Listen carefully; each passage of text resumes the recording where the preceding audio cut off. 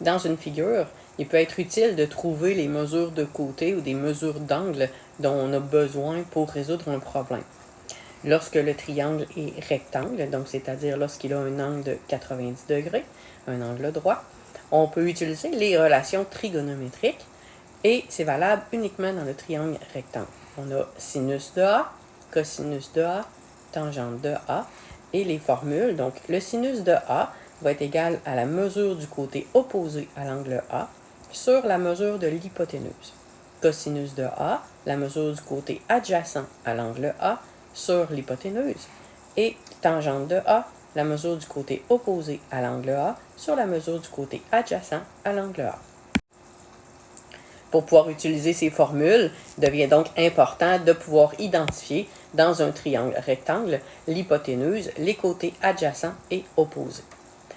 C'est très important de vérifier quel angle on regarde parce que pour utiliser les formules sinus, cosinus, tangente dans un triangle rectangle, il y a effectivement l'angle droit, mais il va y avoir aussi l'angle A et l'angle B. Et selon l'angle qu'on connaît ou l'angle qu'on cherche, les adjacents opposés vont changer de place. La première chose à faire, c'est d'identifier l'hypoténuse. Donc, c'est vraiment la première étape.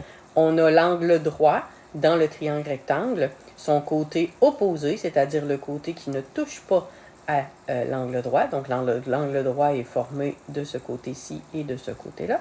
Alors, le côté qui n'y touche pas, c'est l'hypoténuse. Ensuite, il faut identifier l'angle opposé et le côté opposé et le côté adjacent. Donc, si on regarde l'angle A en premier, donc c'est soit l'angle A qu'on connaît ou l'angle A qu'on cherche. Donc, l'angle A qui est situé ici, qui est formé du côté ici AC et du côté AB. Donc, le côté opposé à l'angle A, ça va être le côté qui ne touche pas à l'angle A. Donc, le côté opposé à l'angle A, ça va être le côté BC. Le côté adjacent à l'angle A, ça va être le côté qui est tout de suite à côté du A, mais qui n'est pas l'hypoténuse. Donc, l'hypoténuse, une fois qu'elle a été identifiée, elle ne peut pas être un adjacent ou un opposé. Donc, le côté adjacent, c'est le côté qui est juste à côté. Si c'est l'angle B qu'on regarde, donc qu'on connaît ou qu'on cherche, alors à ce moment-là, les côtés vont être inversés. Donc, le côté B, donc en fait, l'angle B, son côté opposé, c'est le côté qui ne touche pas à l'angle B. Donc, le côté opposé à B, c'est le côté AC. Et son côté adjacent, c'est l'autre côté, donc celui qui est directement à côté de lui. Vous êtes maintenant prêts à utiliser les formules.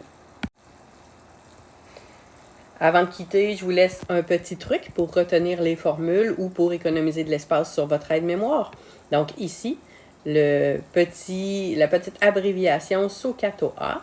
Donc SOHCAHTOA, ce sont les trois formules sinus, cosinus, tangente. Donc sinus, donc c'est la première lettre. Sinus, c'est le côté opposé, donc O, sur l'hypoténuse, H. Cosinus, c'est le côté adjacent sur l'hypoténuse. Et tangente, c'est le côté opposé sur l'adjacent. Donc, ça vous donne une façon de résumer les trois formules qui sont dans le bas de la feuille.